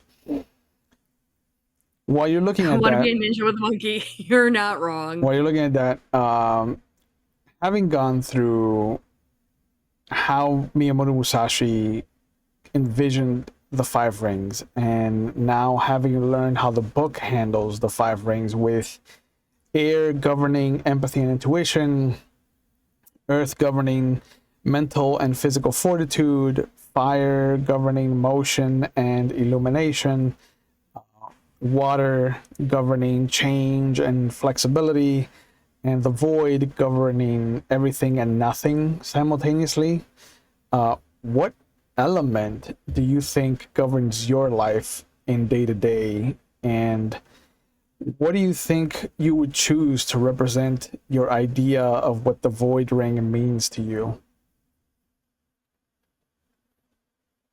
That's a okay. So I'm a Virgo, Sun, Sure. Gemini Moon, Sagittarius rising, which means I'm Earth, Water, Fire Okay. already. I have affinity for Earth already. If I was a bender, I would be a mixture between Earth and Fire, maybe metal. And I'm also, ironically enough, a tiger in Chinese, in the Chinese zodiac. So I'm more Earth based than anything else because I tend to stand my ground. I'm always there to support. I'm always there to when I don't have many friends, but the friends that I have, I will always stick with unless you give me the reason I shouldn't be with you. Got it. I've been through thick and thin with so many people because they were my friends. They chose me, so I am going to stand by and be with them. So for me, I'm very much Earth. Okay. And yes, Lucky Cricket in a cage is one of the musts. Yeah. Because Lucky Cricket, it's a thing. It is. I like it. It's a cute idea. So I get 10 things. yeah. Junie, while you're looking at that, Yeah. let's dive you into the system for at least a little bit. And Okay. the way the character sheet works on Roll20, by the way, you'll notice that at the end of the line, there are 3 D20 buttons to roll your dice pool. The first one is if the skill is untrained. So if you don't have any ranks in something like if you were to roll a divination roll, you would hit that first button. The second button is what you normally would be hitting, which is trained. And then the rare instances that you have bought an emphasis in something, you would hit that third one. Where am I looking at at the end of this sheet? So yeah, like let's say that we're on the skill section of the character sheet, and if you see like acting, it'll have the school box, it'll have the ranks that you've put in, the trait that it's attached to, and then any bonuses to rolling or keeping dice, any flat bonuses. I see. Okay. Yeah, a section for Sorry, emphasis. No, you're fine. And then the 3 buttons. Got it. Okay. I was looking for all the way down at the bottom going, I am saying no 3 buttons. Yeah, no, they're at the end of each of the skills. Okay. And you do have a bonus of 6 to your horsemanship. Because that's the best thing ever. So, we'll open up in the middle of November in the Unicorn Lands. It's far to the northwest of Rokugan. The east of you is the mountain range that separates your territory from the Dragon Clan territory.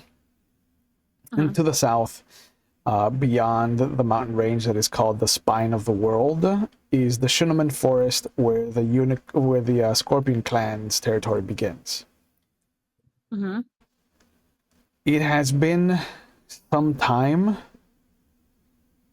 since any word has come from the capital, from the emperor's seat, about a replacement. At the beginning of the year, the emperor went missing.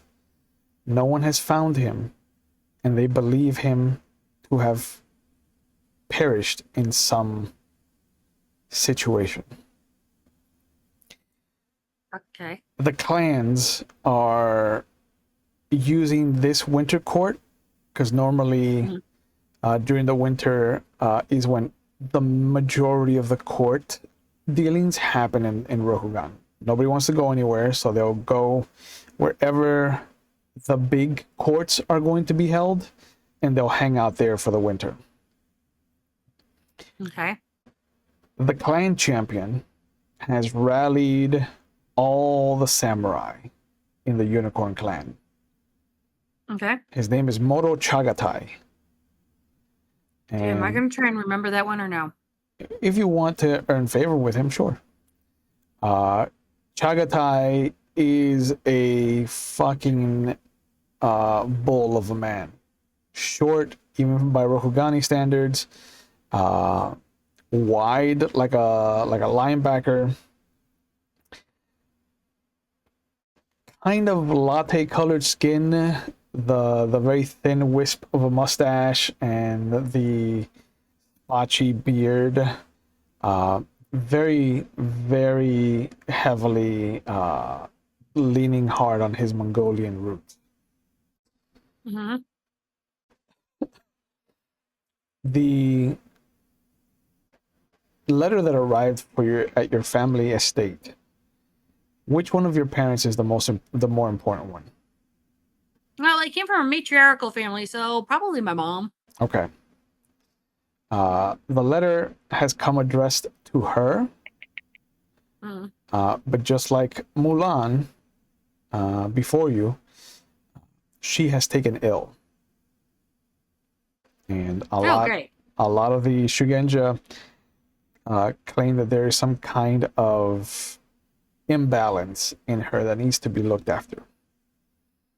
Okay. So she will call you for an audience,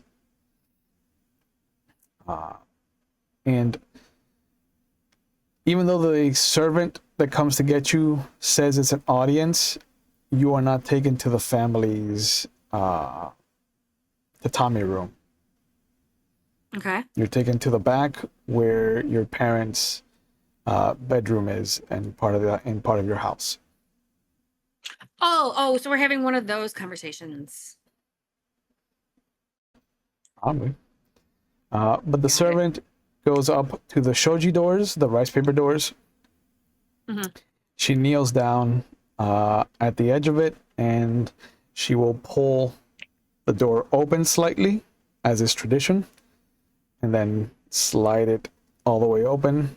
She will put her fists down on either side of her body to lift herself up as quietly as possible. She'll come in, she'll shimmy into the room, and then stand kneel just as she had been kneeling on your side of the door, but on the inside of the door. And she'll just kind of bring her forehead to the ground. You can hear your mother coughing in the room. Not good, but okay. Step in. Yeah, I don't know the appropriate way to get into the room. I just know that there is a format to doing it appropriately. I do not know it. Okay. But I will, being I took etiquette of 2, I believe. Okay. I did take a etiquette of 2, so I would know how to appropriately enter in and do the ritual showing of honor and respect. Okay, so you would you would clearly be seen kneeling at the door on the outside of the door, and then once your father kind of nods to you, you would know to shimmy in, bow once to both of them, and then step over to where the little pillow has been set up for you, and then kind of kneel or sit there at your choosing. Probably kneel. Okay. Is your father a unicorn, a fellow unicorn clan member, or is he from a different clan? Oh, that's a question. Yeah. Now I've got to roll a die. You roll your die, bro. I'm rolling it, bruh. 1, 2, 3. He's from the dragon family. Okay. Then he will very gently put your mother's hand down on her lap, bow to her and you, and back away to the shoji doors that lead out into the back garden, and he will do the same thing, just open them slightly, open it the rest of the way, shimmy out, still kneeling, close it so that the door is slightly open, and then just with like a quick look to you, close the door. And you'll see his shadow step away. Your mother just very quietly, you can leave us, Kimiko. And the whole time, your servant has not moved until just now when she is relieved. And again, same thing, just the formality of the opening the door slightly, as a just to let people know that this door is opening. She opens it the rest of the way, shimmies out, still kneeling, closes it so it's open slightly, and then just very soft tap as the wood touches the wood, and then you'll hear the thump, thump, thump, thump, thump, thump of the socked feet walking away. So this is a heavy conversation. Yeah. Okay. This is clan business. Bam.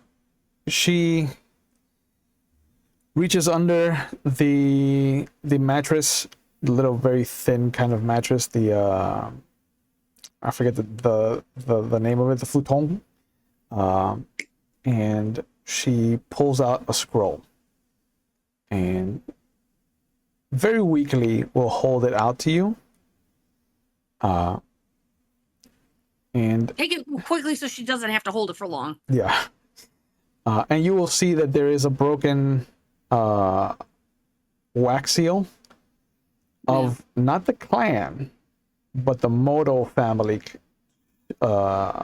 Mon, which is what it's called. The circular design on flags and stuff is called the Mon. And as you open it, you see the first half is the standard declaration that Moto Chagatai has called in all able-bodied warriors to meet at the castle, the clan castle.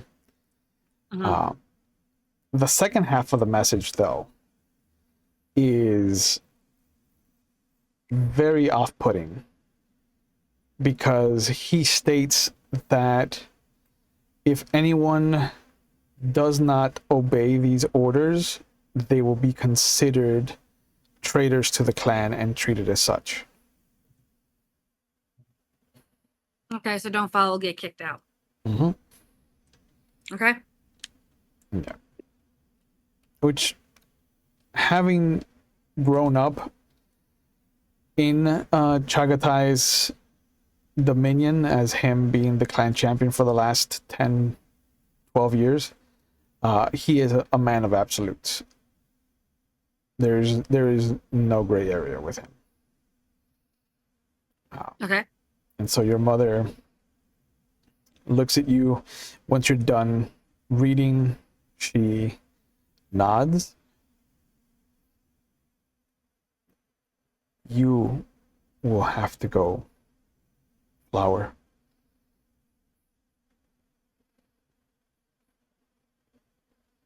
Okay. Going now, or do I get to say goodbye, or? You may say your farewells. The horse will be prepped Will I be for coming you. back? I do not know. What is your character's name? Utaku what? I did put it on my character sheet. Ooh. Mitsuki. Okay. It means light, to shine, and honor. Nice. So does Does she refer to you? Utaku. Does she refer to you by Mitsuki? Does she have a pet name for you? Mi-chan? It probably would be Mi-chan Okay. or Suki-chan. Okay. It's just something cute, brief, just Yeah. to like, I have so many kids. I name them all different things. I'm just going Right. to pick the closest thing to say to Yeah. get that one's attention. That is how it's done. They will usually not give children the same first syllable, so they can use that. With longer names, it would be the first two syllables that gets turned into like, Ameri-chan, Medi-chan. But yeah, with you, it could easily be Mi-chan. Mi-chan or Suki-chan, but I Yeah. think it's more of all the kids' names are M something, so Suki-chan would probably be it because it starts with an S and is different from every other name that's there. With a T, but yes.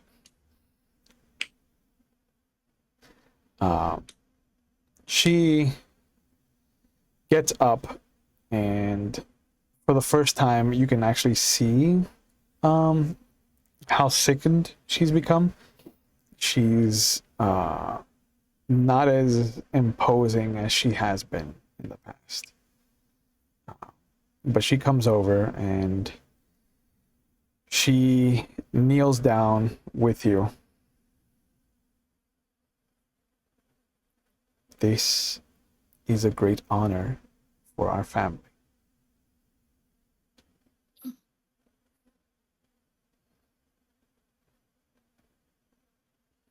Yeah, I just this is heavy.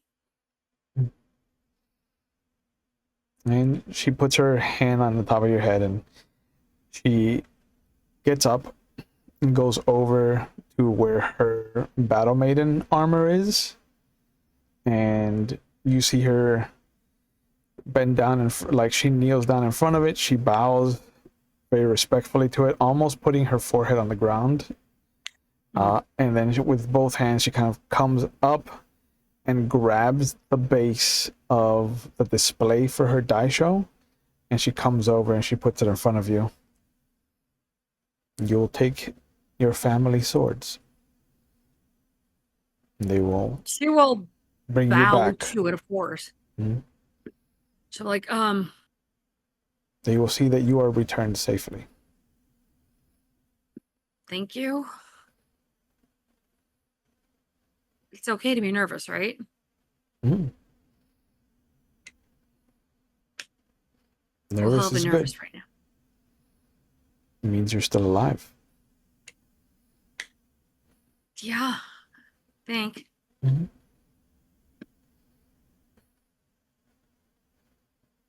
I give you a hug? She smiles and she kind of looks towards the back patio and she's like, don't tell your father. I know nothing. And she will give a brief, respectful hug. Yeah. And she does kind of put one hand on the small of your back and just, she breathes in very deeply of you. And then you see her cough and she starts to shimmy back over to her futon. She will actually make sure that her mom gets onto the futon and make sure that she's comfortable before she does anything else. Yeah. And as you are finishing up with her, she just snatches your hand very, very quickly. And she gives you one of the warmest smiles she's given you in a long time since you were a child. And she goes, write often so that we know you are still alive. I'll write as much as I can. And as you go over to the doors back into the house, you will see the shadow get closer as your father comes over. And he just kind of taps on the wooden frame. I do not hear any talking. May I return? And your mother just kind of leans her head to the side on the futon just to look at you. She's like, you may enter. And as you exit, your father comes back in to take care of her. Where do you go? You got your family swords on your hips now. Yeah. Or do you Wow. carry them on the same side? As is Um. tradition. Yeah, as tradition, probably do on the same size. Okay. You left-handed or right-handed? I'm left-handed. I will always be a southpaw. Wow. So your swords are We are. on your right-hand side. Mm-hmm. Us left-handers are so underutilized and so, we're only like 10% of the population. Might as well make that an asset. Yeah. I think being left-handed is a disadvantage in the game. It is because everyone's taught how to do things right-handed. Well, it's also because the etiquette of walking down the street, the reason that that samurai walked on the left-hand side of the streets because most right-handers had their swords on the left. And so two samurai walking would never bump swords. And that's where I would be very cautious if I was walking. I would make sure they never bumped. Yeah. But at the same time, it puts me at an advantage because even though I've probably been taught how to do both sides, I have that advantage of being able to do left-handed where very few people know how to handle a left-handed person. Yep. So Yeah, where I see that. I see that, Turno. so Whatever. where do you go? What's your I first would stop? actually go to my first stop is my room to pack everything up Okay. because she says I have to go. Yeah. Okay. Well, let's pack up everything first. Make sure I've got everything. Make sure the horse is ready, and then say goodbyes. Okay. When you arrive at the capital, the clan capital, the clan castle, the castle is magnificent. If you've ever seen the pictures of the Kyoto castle, imagine that on a massive tapered stone foundation that goes up about 2 stories. On the front, on the path leading up to it, the castle sits on this wide plain, and you can see horses, you can see other horse riders, the other members of the different families that have come and then set up their camps, and you can see that there is a camp for the Utaku family. If you want to go over there, or if you want to set up camp in your own area, you can. But behind the castle, there is just this fjord. And so it is protected. The only way to climb the castle is to come at it from the plains. So it is strategically one of the most well fortified castles in the empire. But there is a throng of unicorn samurai. You can see that some are wearing or portraying the family banner, like whether it be the Amoto, I forget the name of the Iuchi, the Utaku, but you also notice that some tents here and there will have a glorified, like a very different mon. If you would like to make a roll for recognizing some of them, Sure. What do I roll? let's have you roll. It would be a lower. So let's have you roll your investigation. Oh, even better. Yeah. I'm assuming The the middle middle one. one. Yep, because you have a point in investigation.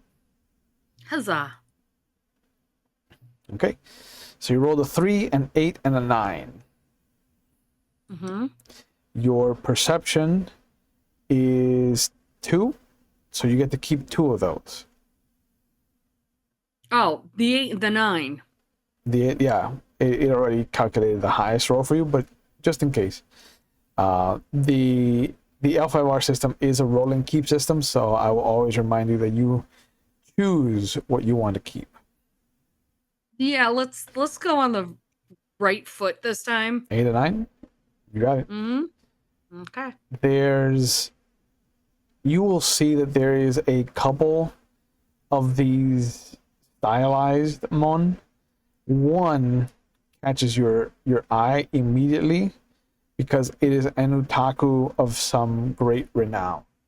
Someone that you met once or twice at the school when they came to speak or to help drill a lesson. Who are they? God, I'm really not good with Japanese names, so it'd be You're very fine. okay. It's fine. Of, Just of you can great tell me. renown. Yeah, you can just tell me who what they're known for. Why you would be fangirling in this moment. I would say they were the ones who got me into doing not only just the war fan, but Mm. teaching how to hunt too. How to do the utilization of more than just riding on a horse, waving swords around, being more universal. Okay. Yeah, so you see that she is set up at her own tent. There's a couple of smaller tents that are flanking hers. One, you can see what looks to be a peasant. They're not as ordainedly or fancifully dressed as she is. And one of them is actually like caring for a child, maybe no more than a year old, it looks like. Just kind of like shaking, bouncing up and down, just kind of like holding. And you can see that this, when she comes out of her tent, that it looks like her child. She's very maternal with it, kissing the top of its head, smiling when talking to her servants. But she does look in your direction, and she kind of tilts her head at you, almost like she's trying to place where she knows you from. Oh, I'll just politely bow, or at least bow my head while I'm riding in, because I can't do a full bow while on a horse. Yeah. That would be slightly difficult. Yeah. You'd have to stand up on the saddle. Yeah, we don't want to We don't want to do the whole flashy thing, and if I can roll to do all that stuff, we'll just be polite. Yeah. Ride casual, but don't try to look like you're riding casual. Yeah, not too casual, of course. Not too casual. The coats have to work. Yeah. Yeah. So where do you want to set up your tent? Do you want to set it up on your own? Do you want to try to work Well, like you said that there was a thing for my family there. the otaku family? Yes. Yeah. Now remember, well, when I say otaku family, I don't mean like you and your brothers. I mean like the otaku as a whole. Anyone that has gone to the Battle Maiden School and represents the otaku gets to carry the otaku name. So you're not blood related. You are related insofar as you went to the same school. You're the Unicorn Clan. So family in L5R doesn't necessarily have to mean like your family. I would think it's a catch-all. It was more the school, right? Yeah. It was more the school. I would say that Yeah. he has absolutely no idea of half of the people here or any of the people here, but she's gone to the school and at least she has some rank. So it would be beneficial to, I mean, not like go to that area to put a tent up, but not be like in their faces. Okay. Yeah, and one of your professors, one of your masters at the Otaku Battle Main School, she recognizes you, and she motions, and she starts to order some servants around, and you can see them clearing out a space for you. And she's, or rather, She sorry, would bow and she thank her. downward. And she'll dismount and give a proper bow and say thank you. Yeah, Kurt. She smiles. I was worried when I saw that your family had been chosen for this, given the last time I was with you in your home, your mother was not well. Time does things to people. I understand. And time has chosen for her to stay home. And so I decided, well, I didn't decide, she decided. It was more of, it's your time now. And so she sent me.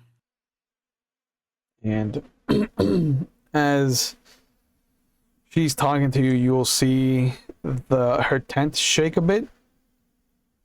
And then this monster of a woman, very much like, what's her name from Game of Thrones? That was Lucifer in Sandman. Brie of Tarth. Yeah. Gwendolyn. Yes, very much that size woman comes out. Okay. Heavy armor, dark blue and gray color scheme. Not unicorn whatsoever. Black hair that's kind of in a messy bun, but there's tendrils of hair on either side, and she comes up behind your instructor, kind of leans down and gives her a kiss on the cheek, and then looks over at you. Who's this pup? She just immediately bows to show respect. She doesn't even try to figure this shit out. Yeah. And your old master just kind of pats her on the stomach. This was a student of mine. Mitsuki, this is my betrothed, Agama. Pleasure to meet you. Hida Agama. And the large crab of a woman just kind of laughs heartily. Formalities. I hate them. And she pulls a little gourd, one of those little ivory white figure 8 gourds, and she swishes it. You can hear liquid inside, and she pulls from a pocket in her kimono, which they shouldn't have pockets, first of all, a saucer, and she pours a little bit of what you can smell from the distance that you're at right now is sake. Yeah. You're not close to her by any means of distance. Like, you have a good 12, 15 feet between the two of you, and you can smell the sake from her. She's like, do you drink? And just takes it down. Not often, but I do drink once in a great while.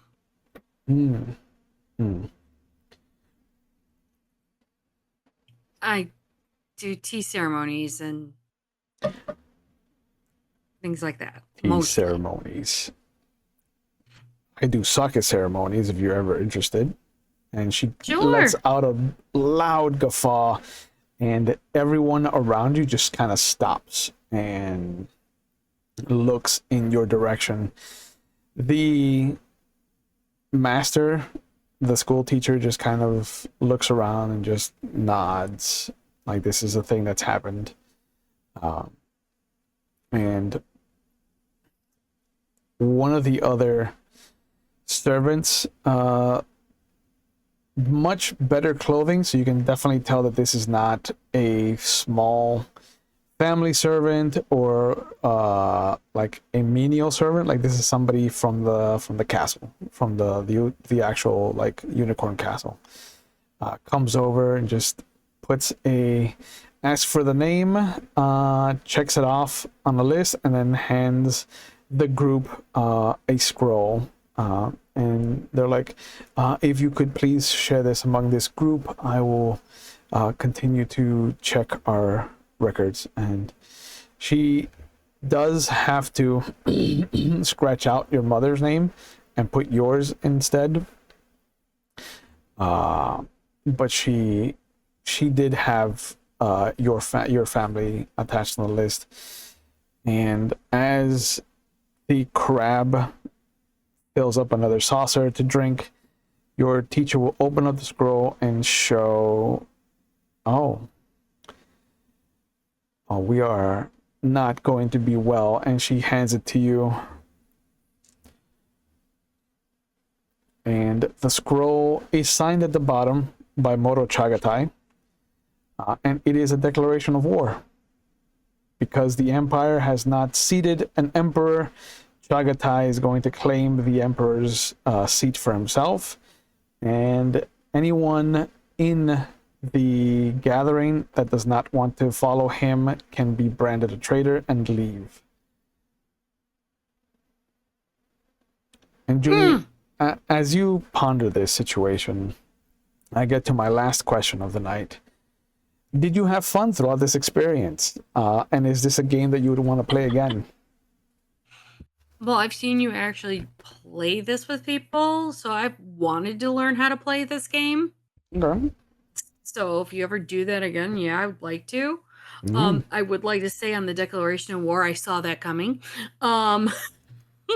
This is a time period that is known in the lore as the March for the Throne, where Chagatai gathers up the Unicorn clan and marches on the throne. Eats right through the Dragonlands because they're not prepared for war. It is the Winter Court, and he gets through. I do believe he gets through the Dragonlands. He takes some of the Phoenix Land, the southernmost Phoenix Land, and he takes some of the Lions lands before he's put down. But he gets far. Great, so that just means I go in the back so that I can most survive it. Understood. Well, I do want to tell a little mini series of an all unicorn group that have to choose whether to stay loyal to the clan or to the emperor, the empire. So, I mean, Harley Kano's dose. You can do both. You just don't have to overly broadcast which one you're doing until the end. I mean, that sounds like a lot like dishonorable conduct. Not becoming a samurai. In theory, yes, but it's also called survivability. That's very dishonorable as a samurai. Just want to put that out there. Okay. So if you're okay losing honor on a daily basis, play your game. I've got 6.5 right now. Right now. But Junie, where can people find you and what are you up to online? Let the people know. Oh gosh, I'm on my channel, which I was on this weekend. Yes, it can be Antera. You just have to know how to utilize it correctly. I have been on a kick lately to make dragon dice bags. This is the 8 version, the 8 scale. Then I made a smaller one, ironically enough. That's 4. For those that don't have enough dice.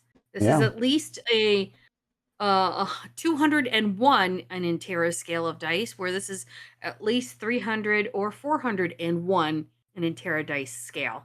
Is this like the standard 7 polyhedrals, or is this all one type of dice? They're all the type of dice, including your hated percentile dice. Fuck those dice. So this is 4s, 6s, 12s, 8s, 10s. 400 20s. dice fit in that? Yeah, but thereabouts. I'm going to actually buy a whole bunch of dice. Yeah, you are. And find out. The math rocks. I mean, this you're not wrong. This is about 8 inches tall, so, and about 16 inches wide. Oh shit. Yeah. Yeah, that's a big one. Mm-hmm.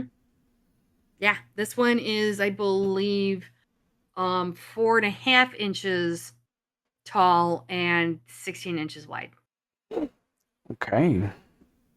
So I'm making a whole bunch of stuff. I'm also doing some cross stitching. Mm-hmm. I'll be doing the Great Wave, ironically enough, because my dad loves that piece, and we actually got to see it live last year. I actually have a picture of him on my Discord with him looking at the wave. Nice. So that's all there. That's what I'm doing on my channel. If I'm not there, then of course I'm here doing something crazy or not so crazy or trying to survive. Trying to survive your game is always a pinnacle of perfection. You survived this one. Thank you, because I played very little of it. It's okay, fine. If I'm not there, then I believe Wednesday you and I are finishing up our Dark Ages journey. Yeah. Which I may or may not have decided I want a title. So Wow. I might start off with saying I have a title. What? I don't know yet. Okay. But Wednesdays, you'll see me for as long as Dark Ages lasts. And I'm on Fridays for Dust with Mm-hmm. Intera, with you being a guest star at some point. We'll see. And then I don't have anything yet because Saturday nights are free. My Hidden City wrapped up. It was a 2-year endeavor and something I needed to do for grieving purposes and growing. I grew a lot in that game. Yeah. And you were probably the best Tremere sire that had clean balls. I'm best Tremere sire, period. I defy anyone to challenge me. I will not, because I haven't been a Tremere sire in a long time. So much XP. Hey, he got 8 XP. I mean, 8 of it in one sitting, bro. Yeah, I mean, you can't say no to that. No, man. No. I am looking at writing a new story. I don't know when I'll be putting that up on Backstabbers, but it will be something maybe next year. We'll see. Yeah. Hey, I'm just actually enjoying that I have Saturday nights off for the moment. It's wild. I'm like, I don't know what I'm doing. I have absolutely no idea. Mama's just like, I'm relaxing. Yeah, she's earned it. And Tara's just like, I'm going to gently get you onto Discord and then poof on you, but that's okay. That guy just disappears, bro. If my nephews are good, then I'm happy. Yep. But other than that, that's usually where I'm at. Otherwise, you get social medias. Blue Sky, Instagram. Yeah. Put your thing underneath you. Put the thing underneath me? Yeah, your @ is under your name and your little your little box. But yeah, man, thank you for participating in this. Thank you for having me. I knew that this was a game that I think you would have enjoyed. I know that you will probably ram your head against a wall a lot with this game, because you are the antithesis of what it means to be a samurai and the mentality that samurai adhere to, given the... Because I like loopholes? Yeah. And samurai don't do loopholes, bro. Survivability is loopholing. But I will tell you this, the 10 things I would have brought is a basket, a blanket, bottled water, lucky credit kit, because that's a thing. Yeah. Coin purse, straw hat, ink brush kit, parchment chokehold, and if possible, I'd bring a pet that was a peregrine falcon. Okay. To help you with hunting. Not the monkey? No, it cannot help me with hunting. Jesus, man. There's that's okay. Monkeys right there, and you choose not to have it. Yeah, I thought, you know what, I don't think I'll have eyes for you, man. But as always, I would make you go, why? Yeah. As always, thank you for participating. Thank you to the audience for joining us. As always, we take mental health on the channel very serious, so please If you're watching live, there are phone numbers going up in our text Twitch chat. If you're not watching live, they'll be in the description box below on YouTube. But otherwise, you can also go to findthehelpline.com to find the resources in your area. There are people out there who are trained to help you, who want to help you. And I know that that first step is scary, but every step after that, I believe, gets easier. And as long as you're striving to take care of yourself and you have a support network behind you, like, sky's the limit. So please know that there are resources out there for you. As Junie said, you can catch us on Wednesday over at McStabber Studios as our Dark Ages series finale. Yeah. This is the last season of that thing. I wish Augustine could have made it to the modern day, bro. He would have been he would have been the leader of the Black Hand. And not like the fake Black Hand, like the Nkanu. Oh no, we're talking Black Hand. Yeah. Yeah, I think I would have gone Atarkus. Yeah. Especially with that curse coming up on me. But yeah, man, we got Dark Ages coming up. And if you're not a member of their Discord, I highly recommend you go and hang out with them. They do some great stuff. They've got a World of Darkness Wednesdays, World of Darkness Friday now, apparently, just Vampire Friday. And I think they're going to be doing an AD&D campaign at some point. Yeah. Like, he's working on it. They keep teasing it, man, but I don't see any dividends. I don't see. Ask Antera. He's been making like a slew of Nikolai. Mm-hmm. Yeah, man. But I can't wait to see it. Yeah, I highly recommend you check them out. They're fantastic people. And as always on the channel, if you can't tell, we believe in fuck Donald Trump, fuck RFK, free Palestine, fuck Israel, protect the dolls, trans rights are human rights, Black Lives Matter, and I always feel like I'm missing one, so I bookend it with fuck Donald Trump. So. And not in a nice way. No, man, with like sandpaper and fucking cactuses. Cacti? Yeah, but I wouldn't even want to get close to that with a 10-foot pole. No, man. No. No, I'm just let life do it and let karma take over, because that kind of juju I just don't need in my life. Nah. It'll take care of itself. The trash usually does. But as always, as always, please be safe. Everybody take care of yourselves, and we will see you when we see you. Have a good night, everybody. Bye.